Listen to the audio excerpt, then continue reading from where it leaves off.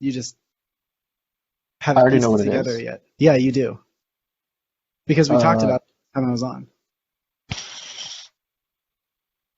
yeah, I'm trying to think.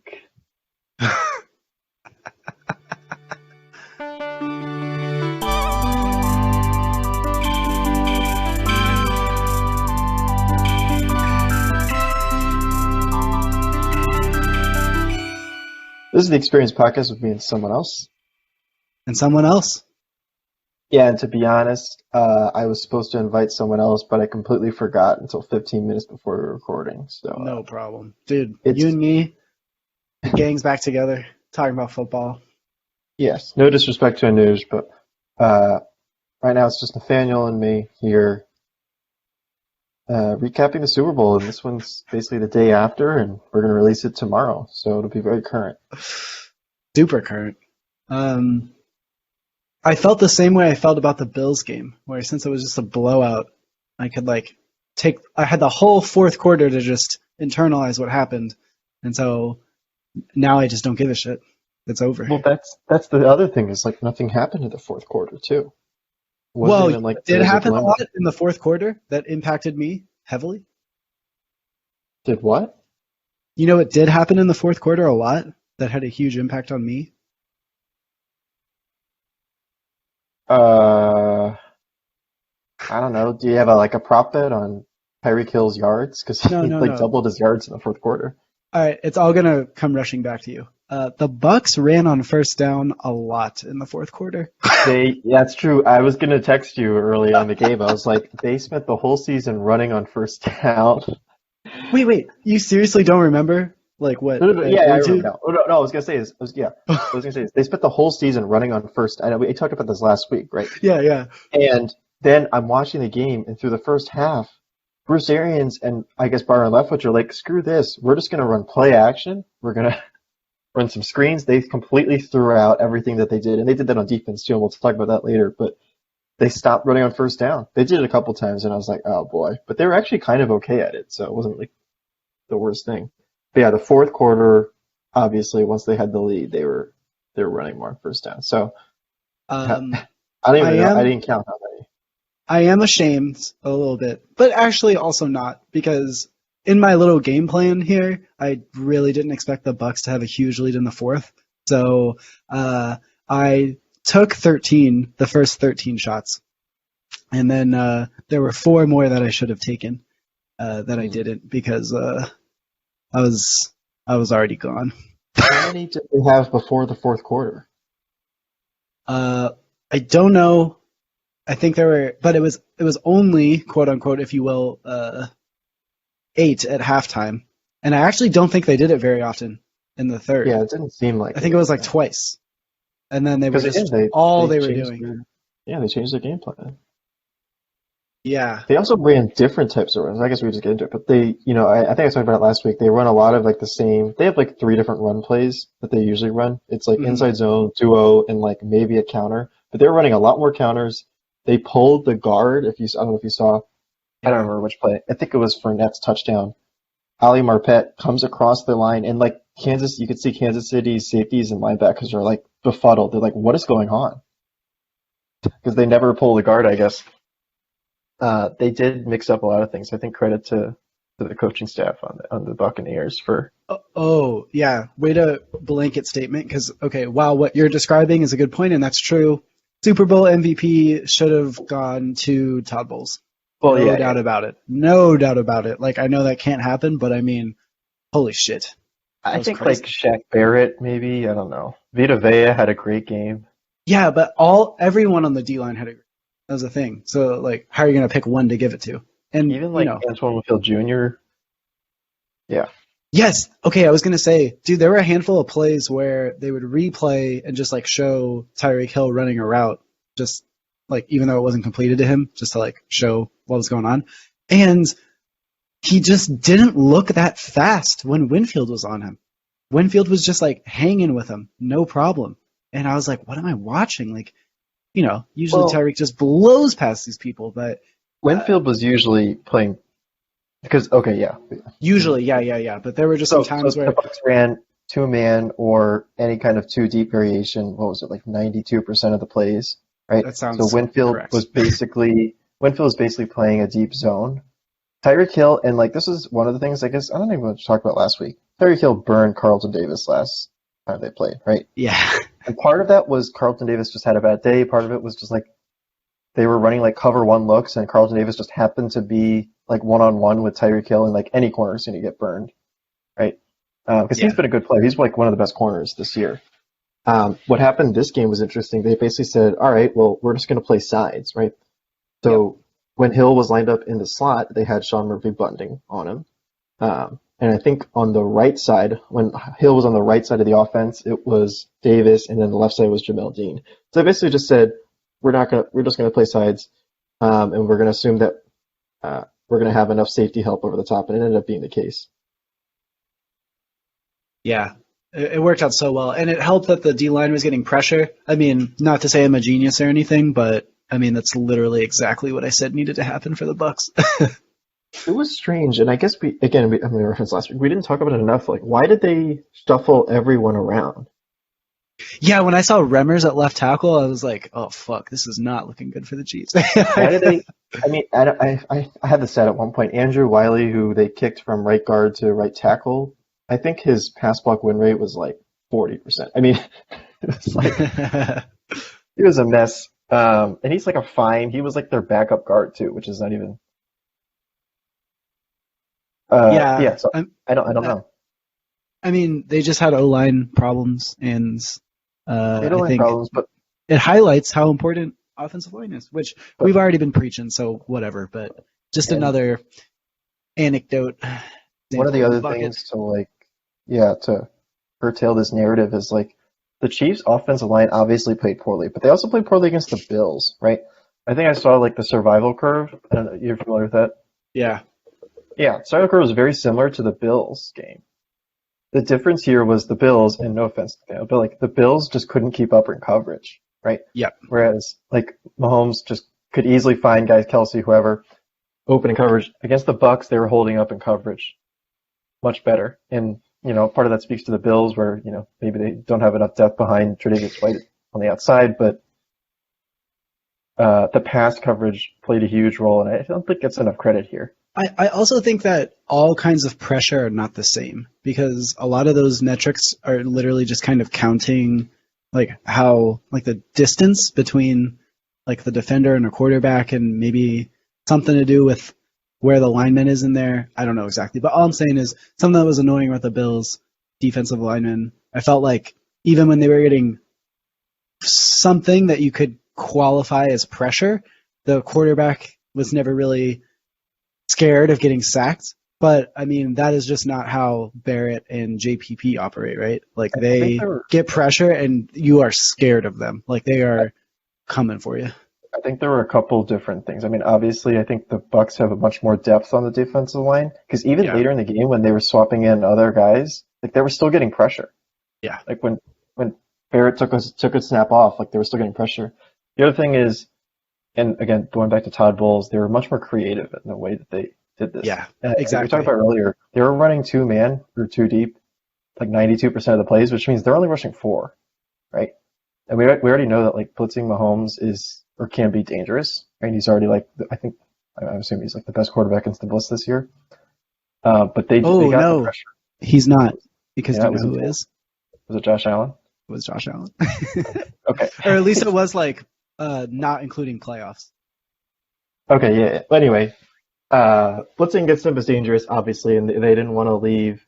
They don't want to be vulnerable in the secondary, so they basically just rushed for the whole game. But they're running a lot of different games and stunts that completely confused the Chiefs' offensive line. That was another part of it. And then like putting Vita Vea on the edge and just having him bulldoze one of the tackles, like Mike Remmers, I think was one of the plays, and it completely collapses half the pocket. There was no pocket for Mahomes the whole game. Yeah. So. Speaking of prop bets, do you want to hear how I lost a bunch of money? All right, go into that. All right. So first off, I bet Chiefs money line, which didn't hit. Yeah. I also bet Chiefs by 1 to 12. That didn't hit. I also bet total points between 51 and 70. That didn't hit. Two bets. Okay, and this actually makes a story, so that's fun. I bet Tyrann Mathieu getting a pick and Tom Brady throwing a pick. So on that one play where that happened and it got called back because of like the stupid flag or whatever, I went from very happy to very sad very quickly. The refs screwed me out of some money. And then my one bet that hit was playoff Lenny over 48.5 rush yards. Playoff Ronnie, too, had a good game. No. That's not a thing. No? Playoff Ronnie? There can only be one playoff running back every playoffs. Last year, it was playoff Damien. This year, playoff Lenny. Okay. Yeah. I was going to say, I was right on the under, so I thought, obviously. But Yeah. Also something I have to say is, like, I'm realizing now, you really should have had someone else on too, because I'm just not in I can't really review the game that well. I found out today about the streaker. And you didn't see it? I was watching the game. I don't know. They cut away very early on, and I was very upset. Yeah, but I didn't even know that it happened at all. Because it was 2 seconds. Right over my head. Dance was like, and there's a streaker. All right, let's go to commercial. Oh, they went to commercial? Yeah, that's why. Oh, so all this stuff immediately. Oh, okay. Yeah. They stopped the play. They're like, oh, there's a streaker, and then that was it. I had to look up on, I think it was, I saw a video on Twitter of the rest of it. It's actually a fun video. Maybe I'll send it to you later. I do have something to talk about, and maybe we should. This plays into a larger narrative because obviously punters have had it rough this season, right? Oh my God! Going for it more, with teams going for it more, punters. It's a real struggle to be a punter nowadays. Tommy Townsend. I mean, I could have done a better job. Isn't that crazy? He's a fine punter too. No, he's a great punter. Way better than me. Yeah, I love it too. It kind of makes me think he's like PFT or something. But he's the cousin of Trevor Lawrence. But on that given day, yeah, that was. What were his first two punts? Like 20 and 27 yards or something. He had one called back to like the worst holding call, or not. Like the call was good, but like the worst holding of all time. And the guy just tackles him and then like what's it called? I'm blanking on the term. Headlocks him. Yeah. Still, Tommy Townsend. I didn't realize he was a rookie this year. Yeah. It's one of those things where having a good punter really helps, but it's one of those quiet things, Hey. Yeah. Anyway, I don't know what else you want to mention here. We could talk about Brady. Talk about Brady and the offense. I already talked about the run. I'm less upset by Brady like winning now than I kind of thought I would be. I'm just like, damn, this guy's crazy. Like, it's gonna be over soon. He's not in the division. Is it? Well, I mean, it'll be over in the next 3 years. Who retires first, Josh Allen or Tom Brady? Oh, did you see the thing where Calvin Johnson got drafted, played a Hall of Fame career, and inducted into the Hall of Fame in between Brady's 3rd and 10th Super Bowl appearance? Yeah. That doesn't even make sense, bro. Not even during his career, but in the middle. Right. Brady's still playing, right? He's got at least another year. And, he already won those previous Super Bowls. I think Brady goes for 2 more years. 45, just like you said. Yeah. I don't know. Not even close to slowing down. I mean, so this... It'll fall off quick. Like, okay. Remember, like, Peyton Manning only played 2 seasons with his, like, total noodle arm? Yeah. So, we'll see. All I'm saying is, like, the noodle arm, when you're 43, the noodle arm can strike you at any time. Did you want to get, because it's like a popular discourse on the online, obviously, okay, about like the Brady versus Belichick thing. Because, I'm sure people are thinking about it, whatever. Did you have anything No, you wanted to say?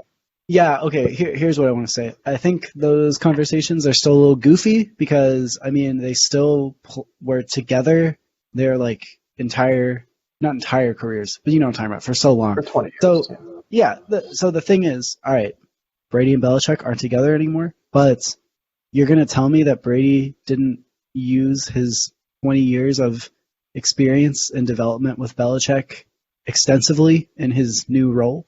Like, it, you can't just straight up detach the two ever. Like, they are totally intertwined now. And I bet Yeah, Belichick's offensive whatever is going to kind of revolve around what he's most familiar with, which is having like a Tom Brady type QB in there. That's why he wanted like Garoppolo to develop into that. But anyway, I yeah, think there's also a lot of recency bias with that because like people forget that Brady's first three Super Bowls was not like he wasn't Tom Brady yet, right? Like he right. was he was good, he was above average, he was very good, but like especially against the Rams, against the greatest show on turf, or whatever, Yep. that was all Belichick. Yeah. Like that was a Todd Bowles level, if you will, defensive performance against the best offense in the league. Like those first three Super Bowls in the early 2000s, Brady played well. He won. I don't remember. Did he win one or I think it was just one of the Super Bowl MVP out of the three? Whatever it was. Can't remember. Two or three. One or two. Dion Branch got one. Yeah, so it must have been, it was one or two. It was one. Yeah, that was the one. But yeah, a lot of that was Belichick, you know, putting together the 2007 team. You could make a case that was a lot of Belichick being aggressive, going out and getting Moss and Welker. So it's a bit of a, Brady didn't really become Brady until that 2007 season, and they were very successful until then. So that's all I'll say. But I just wanted to clarify that in case, in all the comments that we get, of course. It was two. Was it two? And it was actually the first two. It was Tom Brady, and then Dion. So There you maybe go. when you make that argument, don't put the Tom Brady Super Bowl MVP thing in there. 'Cause Yeah, but Super Bowl also, MVP. We've already talked about how it's kind of. I mean, you could even make the case that Mahomes didn't really win MVP last year. yeah, for sure. I mean, is he the best player? Okay, wait, this is insane. Tom Brady's first Super Bowl, he won Super Bowl MVP. His stat line was 145 passing yards, one touchdown. Yeah, different era though. To be clear, like What? That's so bad. I don't care I about know. that. Because the next I time he won it, he threw for 354, three touchdowns. That I can get behind. Yeah, but still, yeah, I see your point. It is a different era. Like, even though it doesn't seem like it, I think I was talking to my dad when I was like, football's changed a lot since like 2005, and he's like, no, it hasn't. And I was like, I pulled Oh, up the stats, and he's like, holy crap, it's not even close nowadays. But yeah, yeah. even for 2000, whatever it was, 2001 numbers, I he didn't got realize it because Edelman won 53. What? yeah, yeah, Oh, yeah. Wait. because there was no one else. No. Sorry, I got confused. Because I was thinking of the running back guy should have won 51. James James White. White. Yeah. He had three touchdowns, man. Who won 51? Was it Brady? Yeah. Yeah. 466 even and 2. All right, I get it. Fine. But, I mean, wait, did he have 3 or 4 touchdowns? Didn't he have 4? I thought you had it up. Why are you asking me? Oh, no. I don't like to look things up. We go off memory here. What are you looking? Which one? Super Bowl 53 or 51? Yeah. I'll pull it up. I have a That was loud the foul. keyboard, so I don't want to. I was gonna say, what was that noise?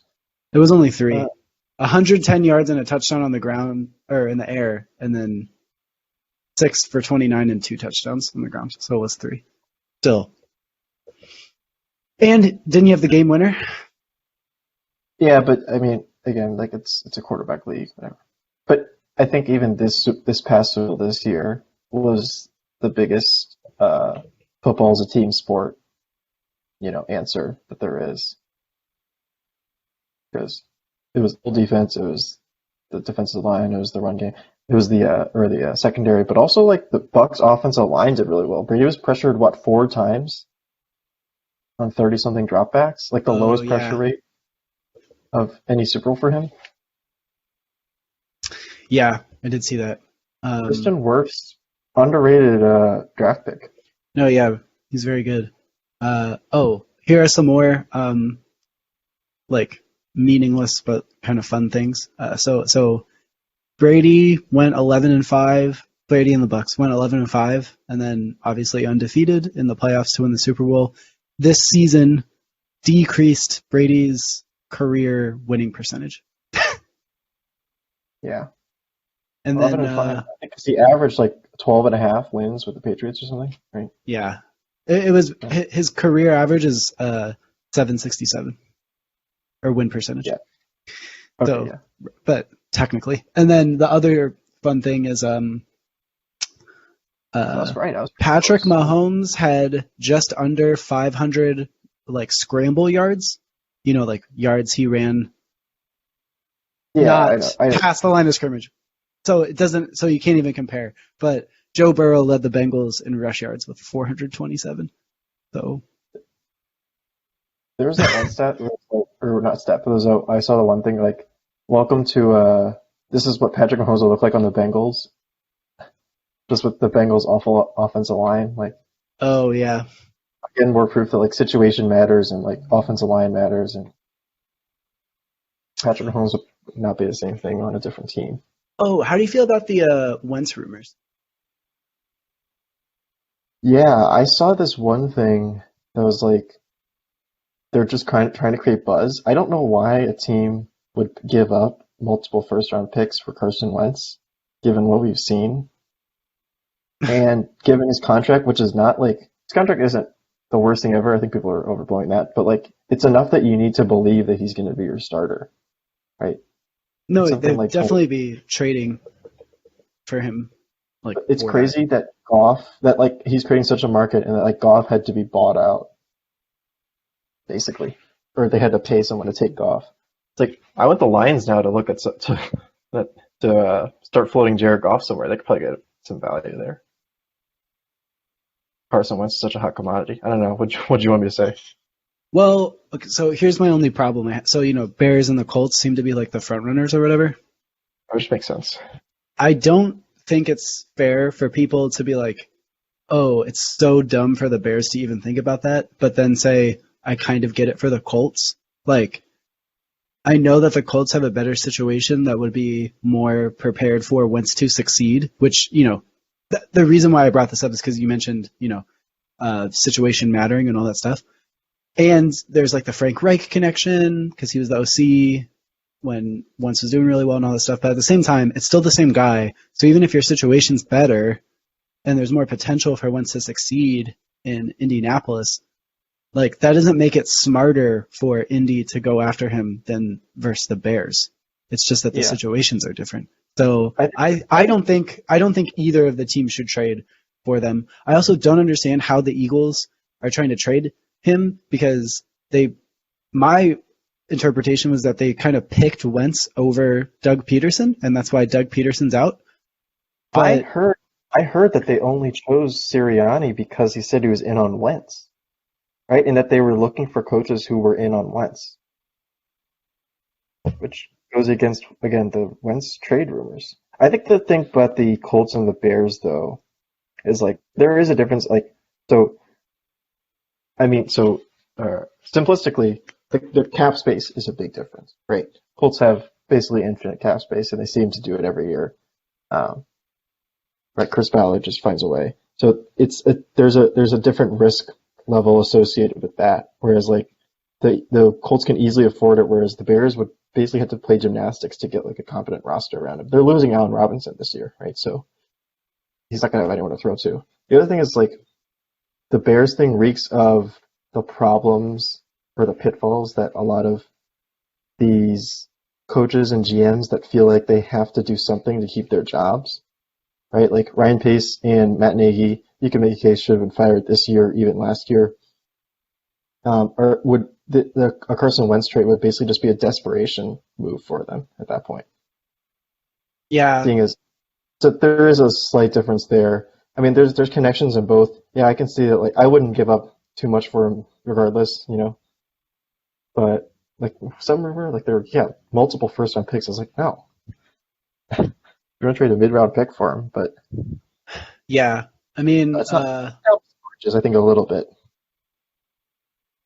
in terms of risk. Did you? here's what I'm trying to like articulate. So uh,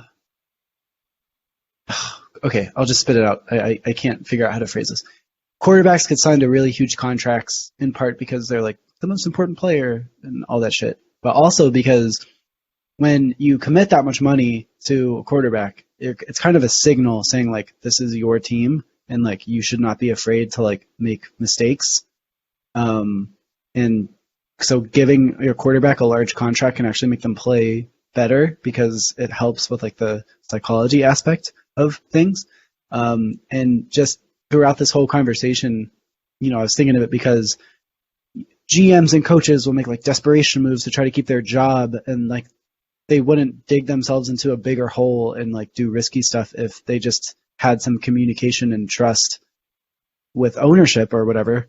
But then also, I'm wondering if the quarterback contract thing really holds up anymore because now, like we're seeing Goff get moved, if Wentz gets moved, Watson situation is kind of different, but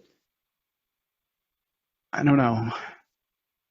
I think or at least I'm hoping that this, because like as you mentioned, like you just got to pay your quarterbacks because like that was just the thing to do too. Like, well, you pay your quarterback top billing. Like, no matter however good you were, as long as you were like competent, you were the highest paid quarterback in the league for at least a few months. But I'm hoping that with like the Goff and the Wentz situations, teams are going to be more willing to stand firm and say, we're going to pay you mid-tier quarterback money, because there's some quarterbacks coming up that I don't think you should sign to these massive extensions. We can get into those, but if you want. But Yeah, I don't know. Like, it's weird, man.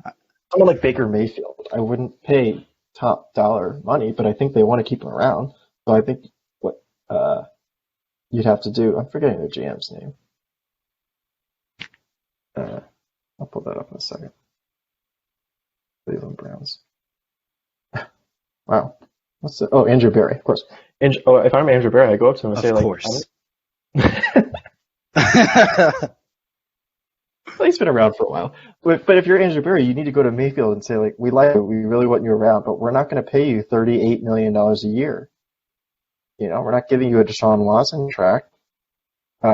We'd be happy to keep you around at like 25. And so you may see like more mid-tier quarterback, like, or some of those quarterbacks get some more mid-tier contracts. Yeah. I don't know. That could be the difference. All that stuff, like the contract stuff, that's an aspect of the game where not only do I not really know like the ins and outs of it to kind of understand things on an intuitive level, but I don't really care. It's fun off-season drama, and it's just like I don't want to get into all the like, stupid numbers stuff with it. I just want to watch football. Biggest contract ever.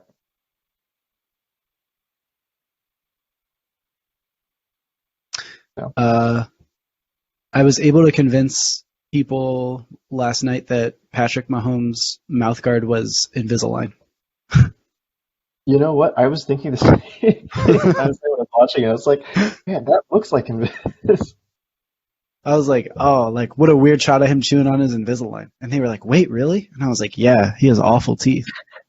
And they were like, wow, like he wears it when he plays? That's so weird. I mean, it's not after a while, I was like, I'm fucking with you. If you could create a mouthpiece that also doubled as Invisalign, I don't see the problem with that. I feel like I see the problem, dude. If you get hit and like your like head moves at all, like it's gonna wreck your teeth, man. That's true. They're getting hit constantly. Yeah, like the point is those mouth guards are supposed to like absorb impact. Invisaligns are not supposed to do that. If you're a kicker, I would talk to your dentist. So, you're a punter, you're probably not even in the game anymore. But that was crazy. There's some other. Oh, you want to talk about the halftime show? Did you see it? Yeah, my buddy put a lot of money on the weekend mentioning Canada, and it didn't happen. So That was crazy. I thought it was we fun. lost like every bet yesterday. It was awful. But the when all the like the masked like whatever people were all like, and it looked like a scene from Us. That was kind of spoopy, man. When he goes back inside, yeah.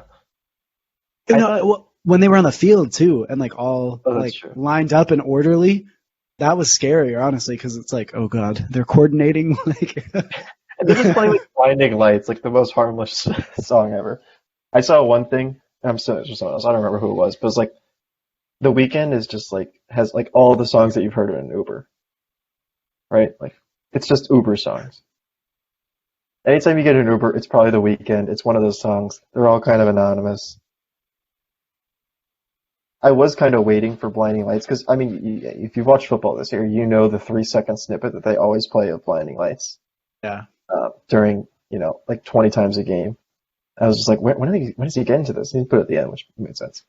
Also, excited for the Equalizer. Wait, what's that? Every commercial break, they had an ad for the Equalizer. Did you not see that?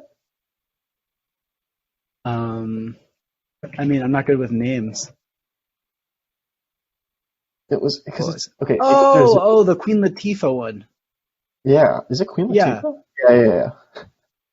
Every ad, it was like the Okay, Equalizer. yeah. Well, no, see, that's the thing. If you say the Equalizer, I have no idea what you're talking about. If you say the Queen Latifah one, got you. I know exactly. Dude, I know the whole backstory. Former FBI agent, kind of like shunned from the thing, works on the DL now. She's who you call when you can't call the cops. No problems. Just don't Every know. ad. I don't plan on watching this, but I appreciate CBS's willingness to push this every chance they could get. Well, also, what about the Silence of the Lambs spinoff thing? Yeah. I'm trying to. Clarice. Is that yeah? I mean, I'm not gonna lie, that looks good. That was apparently an unpopular opinion. I was like, I actually want to watch that, and then everyone was like, "Ew, why?" I was like, I don't know, because it looks cool. What are you talking about? There was okay, I think the best ad though was the Michael B. Jordan Alexa ad. Did you see that one? Probably. Don't. I don't know what happened in it though. Michael B. Jordan was Alexa, and like the husband was like, no, don't do that. Whoa. Okay, look it up later. Yeah. Well worth the Sorry, time. I'm out of it. Also, That was maybe yeah. Okay, you're also too busy. There was some commercial with like Winona Ryder in it, and I was like, "Is that Yeah, Winona Ryder?" And Winona everyone was Ryder. like, "I don't think so." And I was like, "Oh." And then I found out today that it was. So I was like, "Wow, nailed Winona it." Ryder, Timothy Chalamet doing an Edward Scissorhands. Edward Scissorhands knockoff. There. Oh wait, you know what I did remember? Oh my gosh, wait, how could I forget? Dude, the Wayne's World commercial with Cardi B was my favorite by far. Now, to be fair, I didn't see all of them clearly, so I don't I know. brought up one commercial and you didn't see it. I'm 0 for 1 there. But dude, I love Wayne's World. One of my favorite movies. Like, yeah, and I actually really like Cardi B a lot. So that was a cool mashup from. I thought the commercial was funny too. I loved it. Still not gonna order Uber Eats ever. Fuck that. But I've got fun this. commercial. I've got this Uber Eats credit, I guess. Like they first $20 free or something. But Yeah. Uber Eats is in my area, so I can't even use it. Wow. Like once a week, every week, I get an email. Use your free $20 or whatever. Like can't. What do you want me to do here? Call someone from 50 minutes away to deliver me something 5 minutes away? Oh, dude, thanks for reminding me. I have a $30 free meal from Uber Eats that expires on Valentine's Day. Oh, who are you picking up? I know, dude. Wait. I don't know what it is. I've never given a fuck about Valentine's Day or being single on Valentine's Day. But this year, I don't know if it's the pandemic and just like not and shit, but I'm actually a little sad this go around. I don't know why. I just think it'd be really fun to do something on Valentine's Day, but I don't get to. Yeah, I don't know. I think it is just the pandemic though. Like less social interaction, and this is like the pinnacle of social interaction. Right, It's, right. It's like a oh like it's a exclusive social interaction, right? It's like oh, yeah. not everybody gets to really do a. And then I know there's like galentines and palentines or whatever, but all my friends are seeing people, so I can't even have a pal day because all my pals are busy. It's Yeah, so bullshit. if anyone's interested, Nathaniel, you want to give out your address and time so people can come by. Sorry, wait. That Hit reminds you me of up. something. Dude, I was having a game night with some friends the other day and we were just like talking about random shit. And I thought of this because you mentioned giving away my address, but one of my friends, his sister, like when she was younger, had a Webkins and she made the name of the Webkins her address. Boy. Uh, That is so fucking funny. That's like the funniest thing I've heard in a long time. I was laughing so hard at that. Can you imagine if you're like a parent and your kid's like, "Oh, I want a Webkins like so bad." You get him one for Christmas or some shit, and then you like log on with them after you've given them like 10 minutes to set up or whatever. And the name is just your address for everyone to see. uh, So yeah, wait. I'll give away my address. I live by Barcelona Wine Bar, so we can go there. I was gonna say I don't even know where you live, so it's I live in Inman Park. yes, the place that I know. Oh, really? You don't know I that don't neck live of the there, woods? but also I wasn't I from know. there. I didn't know much outside of the school. Oh, you got tech bubbled? I got a little, but also like I didn't have much interest in banding, and I didn't have reason to. I guess there's like plenty around. Like you're in downtown Atlanta.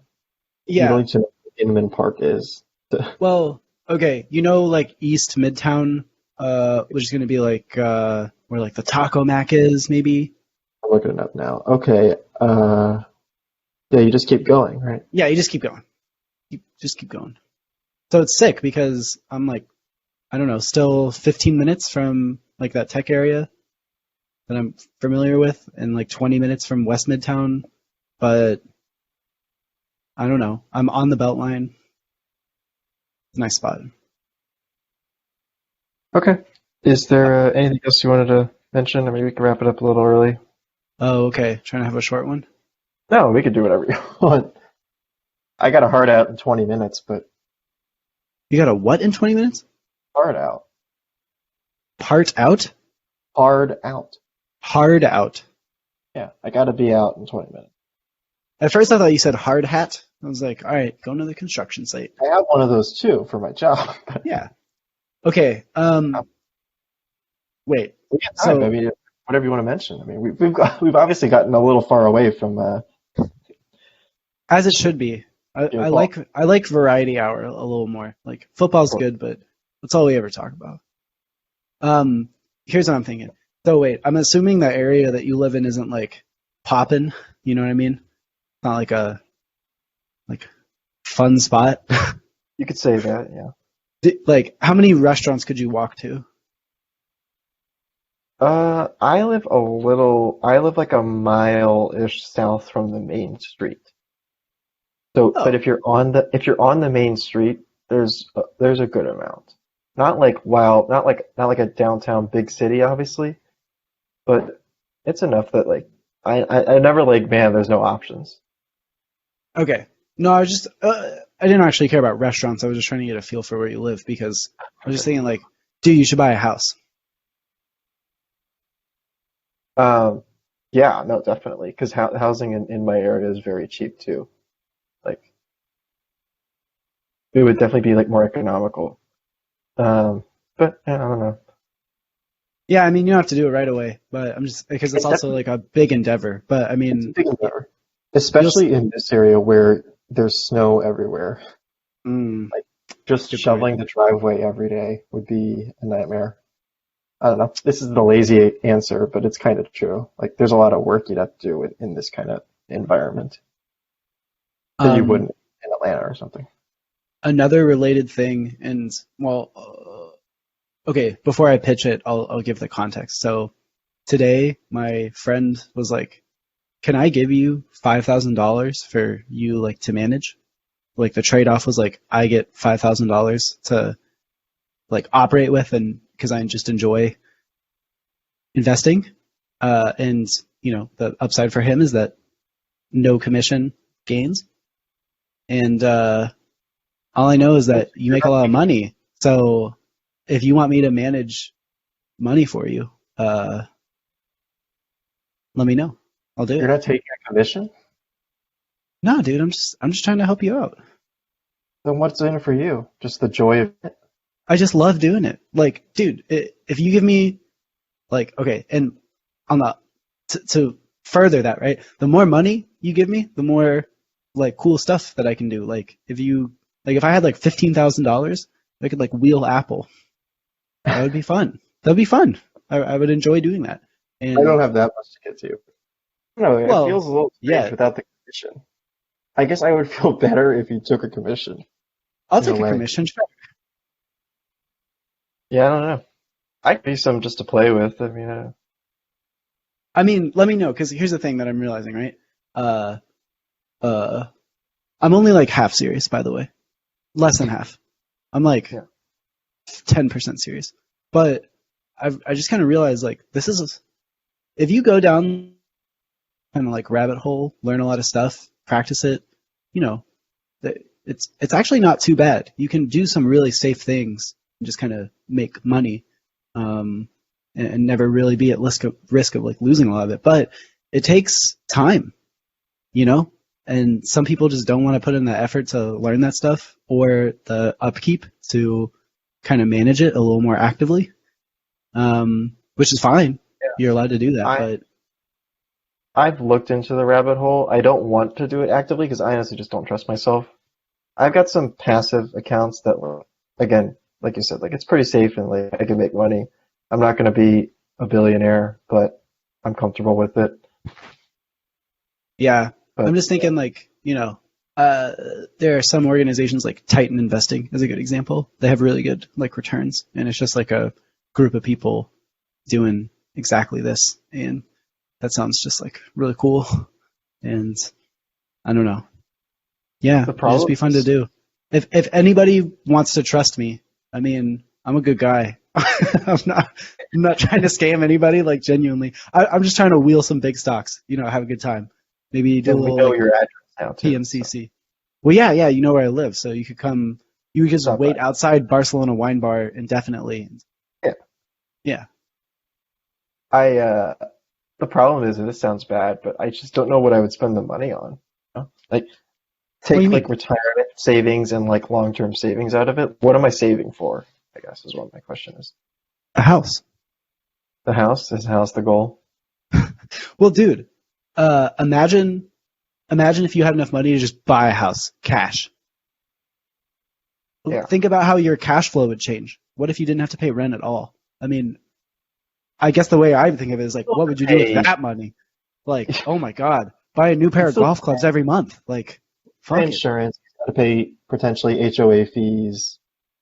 Not Yeah, but zero, dude, but yeah, oh, taxes, estate fees.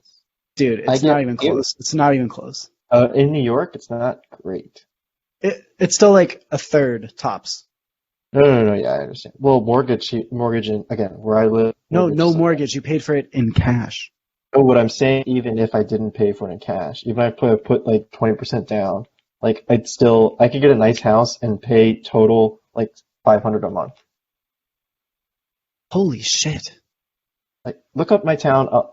It's like, look at the houses. Like, the housing market is insanely cheap. It's gone up a little recently, No, and I yet, know. I'm from upstate New York. Like, my parents told me all about it. even Buffalo is a little more than here. Like here, it's got to be one of the lowest in the country. I mean, everything else here is like the standard of living is like the same, like grocery stores, whatever else. Like even going out to a restaurant is kind of expensive. Like I'm spending like $15, $20 on a not even like a great meal. I'm like, why is it so expensive? Given like no one here has any money. But the one thing that's below average is housing. So yeah, you got to I be feel like it careful should be because like there's a that. lot of restrictions. But huh? Should be like that everywhere, man. Like I really believe that stuff like at the bottom of Maslow's hierarchy should not be like subject to profit. And that's crazy because I'm like gung ho capitalist type, right? But it's just like the idea of like exploiting people because they need to live somewhere. And not even exploiting, but let's just make it super accessible. Like, I don't know. Not throwing your Yeah, money into a pit every month, but instead like paying off a loan for a house that you buy and you can live in and it's yours for your family. It's like I mean, a really big part of the American dream. we can go really down the rabbit hole on this and like homelessness and mid Yeah, wait, 2000s this, did we but talk about that last time? Because I don't want to like repeat myself, but a little bit about the housing crisis. Didn't we? no, dude, yeah, people being Oh, homeless is crazy. Like, I pass the same homeless dude like all the time, and like I know who it is, and like they all have their corners and stuff, and I don't fucking do anything about it, and that's awful. And neither does anyone else who ever passes that person, and that's also awful. But it's almost like yeah. bystander effect. What are we supposed to do? And then there's also no change like in the government that's going to directly impact that because I mean most people aren't though, so that's like not in your immediate wheelhouse of voting interest. Bad, man. Yeah. Wish we had an answer. I mean, yeah, we could, but it's just We just choose not to. pretty much like that's the fucked up part about all of it.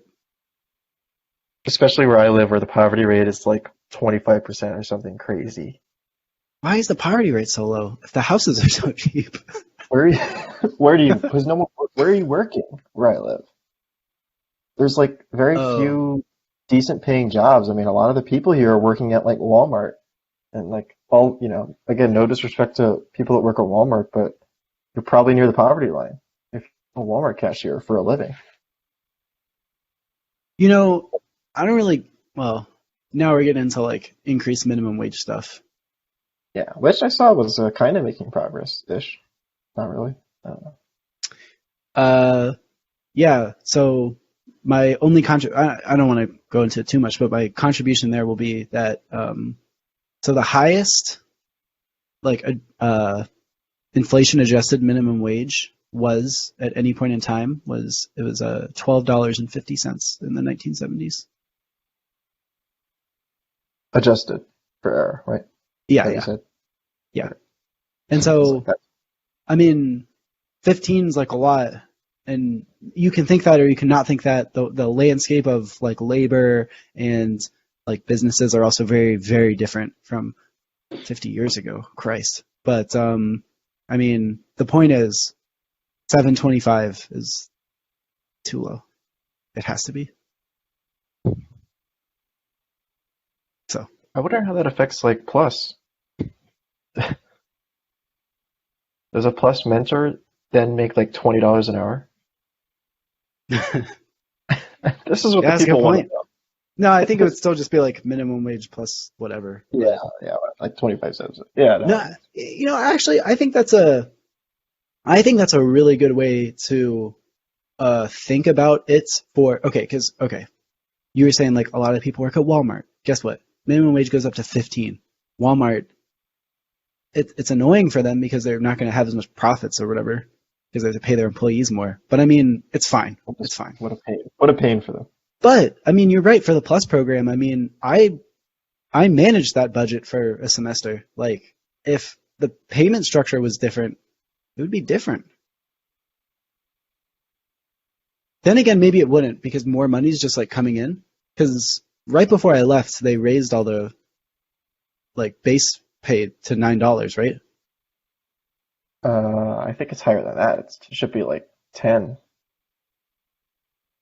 when I left, which was about Yeah, that sounds right. I can't remember. Is all. should be at least 10, maybe higher. But see, okay, that's kind of why I mentioned like the 1250 number because all right, I think I think the base pay went from like 9 to 10 and that was very doable because of like the budget that we had and Tech's just like getting more money and all that stuff.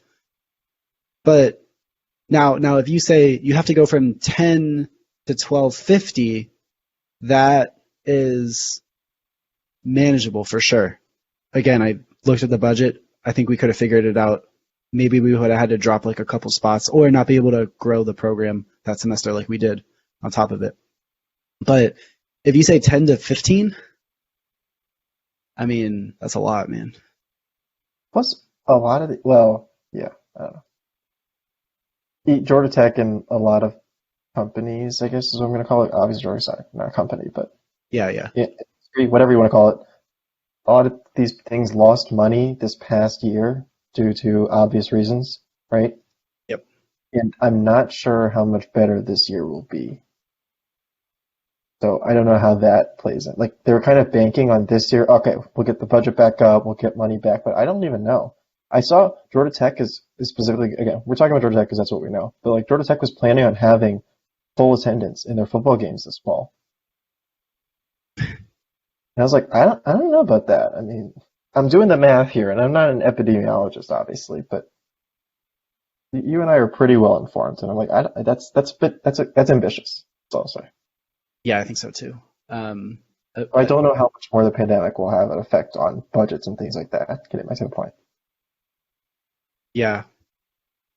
Well, but they're getting CARES Act money, so I mean, it helps a lot.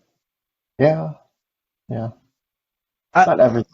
I'll say this: anyone who is like has issues with like the quantitative easing measures that the government's taken, I know it seems the debt's just like not that big a deal. Like this is way worse right now. Let's like prevent everything from collapsing imminently, and then you can grow out of debt later. Oh, I had an econ professor that was just like, screw the debt. This was before COVID. Oh no, I mean, you have to go, so we should not get into this. But I mean, the truth is, it kind of doesn't matter. I know that's goofy and that's a TLDR, but all I'm saying is, don't be scared of the debt. If you're like, oh no, like trillions and trillions of dollars, like this is so bad for just that's take a so deep breath, low focus on other things. Focus on other things. It's so low on the priorities list. Yeah, it's just got not so a big many deal. other problems. The dollar is not going to not be the reserve currency. Oh shit, I just confused myself. The dollar is going to be the reserve currency for a long time. It can't not be. That's why I was trying to phrase it like that. It just, yeah. Okay. Anything else? You got a couple minutes. Anything else you want to hit on, or should we wrap it up here? No. Just wanted to say sad football season's done, but I appreciate being on the podcast so often to talk about it. Yeah. Not that often. Yeah. Often enough. Like, it's kind of cool to, do my little research, have some takes, discussion points, meet some new people, have a good time. Yeah, I just really appreciate it. Yeah, no problem. We'll have you on, obviously, for non-football things in the next few months. Yeah.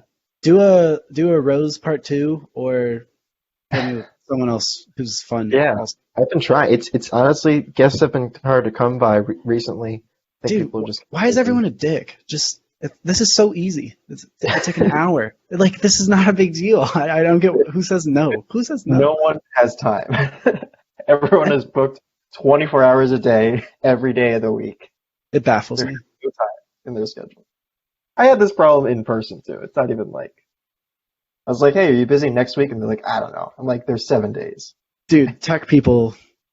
What are you doing that is so busy every day? I have the same schedule. I was just as busy as anyone else. I did a bunch of things. I mean, you know that about that, but anyway. Sometimes I just thinking like, how did I make it through tech, man? I didn't fit in there at all. At all. All right. Thanks for coming on. See you, man.